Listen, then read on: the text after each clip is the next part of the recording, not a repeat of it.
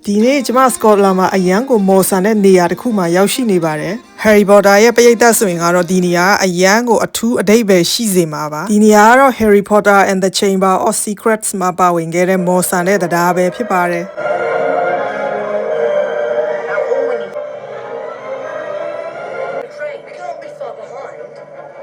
်ဒီတရားကြီးကိုလာလည်မယ်ဆိုရင်ကတော့ဂျက်ကိုဘတ်ယထာကြီးစီးပြီးတရားကြီးကိုဖြတ်မလားဒါမှမဟုတ်ရင်ဒီနေရာကိုရောက်အောင်လာပြီးတောင်ကုန်းပေါ်တက်ပြီးယထာကြီးဖြတ်သွားတဲ့တရားကိုကြည့်မလား option နှမျိုးရွေးလို့ရပါတယ်။ဆောင်းရင်းဆိုရင်ကတော့သူသတ်မှတ်ထားတဲ့ရက်တွေမှာပဲယထာကပြေးဆွဲတယ်ပေါ့နော်။တခြားအချိန်တွေဆိုရင်ကတော့တရက်ကိုနှစ်ခါယထာဖြတ်ပါတယ်။အဲ့လိုယထာဖြတ်တဲ့အချိန်ဆိုရင်လူတွေကလာပြီးစောင့်ကြည့်နေကြတဲ့အတွက်ကြောင့်မို့လူကတော့နည်းနည်းကြက်တာ။ bus နဲ့လာမယ်ကားနဲ့လာမယ်ဆိုရင်ကတော့ဒီ visitor center ခါပတ်မှာပဲကားရက်ပြီးတော့မှလမ်းလျှောက်ပြီးတော့မှအဲ့တရားကြီးစီကိုသွားရတာပေါ့နော်။အဲ့တရားစီရောက်ဖို့အတွက်9မိနစ်လောက်တော့လမ်းလျှောက်ရပါတယ်။အဲ့လမ်းမှာရေကအရန်ကိုကြည်စိမ့်ပြီးကြည့်လိုက်လို့ရှိရင်အရန်ကိုစိတ်ချမ်းသာစရာကောင်းတဲ့ချောင်းလေးအတိုင်းလမ်းလျှောက်သွားရတာပဲဖြစ်ပါတယ်။ရေကြည်ချက်ကတော့ကြည့်လိုက်အောင်တကယ်ကိုနတ်ရေကန်လားလို့တောင်ထင်ရတယ်။ဒီနေရာလေးကိုမှတ်ထားလိုက်ပြီးနွေရာသီကြာလို့ရှိရင်ဒီချောင်းထဲမှာရေလာချိုးမယ်။ဒီလိုနဲ့ပဲကျမတရားစီကိုရှောက်လာခဲ့ပါတယ်။နေကြလူတွေကအဲ့ဒီပေါ်မှာဖြတ်လျှောက်ထားတော့အဲ့ရေခဲတွေနဲ့အရန်ချော်နေတာပေါ့ Harry Potter တို့လိုစုံထီးလေးတွေကမော်ကားကြီးစီးပြီးတရားပေါ်ကိုဖြတ်ပြန်သွားပေမဲ့မော်မဆန်တဲ့ကျမတို့တွေကတော့ဒီမှာရေခဲပေါ်ကနေချော်မကြအောင်မနှဲတိုင်းခွက်နင်းပြီးတော့မှရှောက်တက်လာရဒီလိုနဲ့ပဲတောင်ကုန်းပေါ်ကိုရောက်သွားခဲ့ပါပြီ။တောင်ကုန်းပေါ်ကနေမြင်ရတဲ့ view ကတော့တကယ်ကို stunning ပါရာသီဥတုကလည်းတာယာကောင်းကင်ကလည်းပြာအဲ့တောင်တန်းတွေပေါ်မှာလမင်းကြီးကလည်းထွက်နေသေးတယ်ဒီနေရာမှာဒီတရားကြီးုံတက်တက်ပဲမဟုတ်ဘဲနဲ့ကိုကဝါသနာပါတယ်ဆိုလို့ရှိရင်တော်တဲ့ကို trekking သွားတဲ့လမ်းလေးတွေလောက်ထားပေးတယ်ပေါ့နော်ကဲဆိုတော့ကျမကလည်း small hiking လေးလောက်ရေခဲမြစ်ကလေးတွေကြည့်ခံစားပေါ့ဒီနေရာမှာကျမကိုပို့ပြီးစိတ်ဝင်စားစေတာကတော့ visitor center ရဲ့ opposite မှာရှိတဲ့ Gryffindor monument ပဲဖြစ်ပါ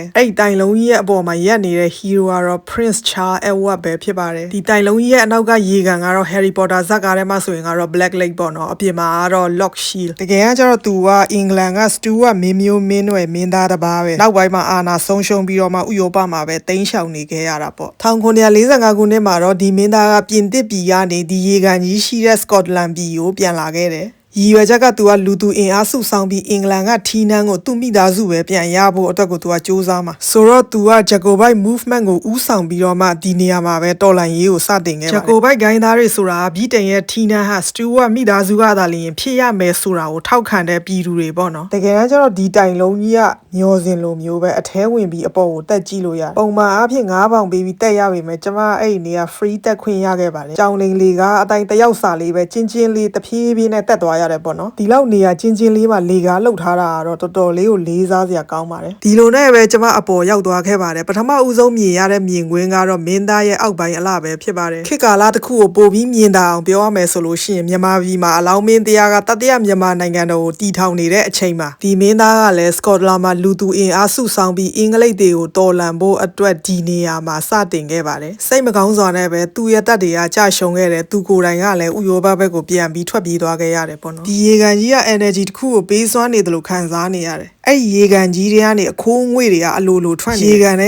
ရေကလည်းကြည်နေတာမှအောက်ကကြောက်စစ်ခဲတွေကိုတောင်မြင်ရတယ်ဒီလိုနဲ့ပြန်ချိန်တန်တော့ visitor center မှာရှူရှူဝင်ပေါက် coffee ဝင်တောက် gift shop မှာတောင်ကြီးမြောက်ကြီးရှောက်ကြည့်တာပေါ့နော်ဒီ whisky plain အသေးလေးတွေကိုတွေ့တော့အရက်အရန်ကြိုက်တဲ့တကယ်ချင်းတွေကိုတောင်သတိရနေမိတယ်ဒီကောင်တွေကပါလာရင်ပလင်းလေးကချစ်စရာလေးဆိုပြီးဝယ်ပြီးတောက်ကြအောင်မှမြင်ရောင်သေးအဲ့လိုသူတို့အကြောင်းတွေးနေတော့မှပဲတိုက်တိုက်ဆိုင်ဆိုင်အဲ့ကောင်တွေနဲ့စွတ်ချွတ်တူတဲ့စကော့လူကြီးတယောက်ရှေ့ကနေစကတ်ကြီးဝတ်ပြီးဖားရနဲ့သွားနေကျမတငယ်ချင်းကြီးတွေကိုစကတ်ကြီးဝတ်ထားပေးတာနဲ့တပုံစံတည်းပါဆိုကျမလာခဲ့တော့ကတော့ယာဒီဥတုအရန်ဆိုးဝါးနေရတဲ့ငါရှုခင်းတွေကိုတောင်မြင်ရပါမလားဆိုပြီးစိတ်ပူနေခဲ့ရတာအဲ့ Gryffindor နားကိုရောက်တာနဲ့ယာဒီဥတုကလည်းအရန်ကောင်းရှုခင်းတွေကလည်းအရန်လှခုနကမင်းသားအကြောင်းပြန်ဆက်ပြောမယ်နော်အဲ့ဒီအချိန်တုန်းက English တွေက Scottish တွေရဲ့ဘာသာစကားယဉ်ကျေးမှုဓလေ့ထုံးစံတွေကိုပယ်ဖြတ်ပြီးသူတို့ရဲ့ယဉ်ကျေးမှုသာလျှင်လွမ်းမိုးဖို့အတွက်စူးစမ်းနေတဲ့ကာလပေါ့နော်ခုနကတွေ့ခဲ့ရတဲ့မတ်တိုင်ကြီးကရှုံးနေပြီးဝမ်းနည်းမှုကိုဖော်ပြနေတဲ့မတ်တိုင်မဟုတ်ပါဘူးတဲ့အဲ့ဒီ hero ရဲ့မျိုးချစ်စိတ်ဓာတ်မျိုးနွယ်ကိုကာကွယ်ခြင်းနဲ့စိတ်ယဉ်ကျေးမှုတွေကိုမတိမ်ကောအောင်စောင့်ရှောက်ခြင်းနဲ့စိတ်ဓာတ်တွေကိုလေးစားပြီးတော့မှအသက်ပေးခဲ့တဲ့ Scott လူမျိုးတွေအတွက်ဒီမတ်တိုင်ကြီးကိုဒီနေရာမှာစိုက်ထူခဲ့ရခြင်းပဲဖြစ်ပါတယ်တဲ့အပြန်လမ်းမှာတော့အတွေးများစွာနဲ့ပေါ့နော်အားလုံးကိုကျေးဇူးအများကြီးတင်ပါတယ်တတ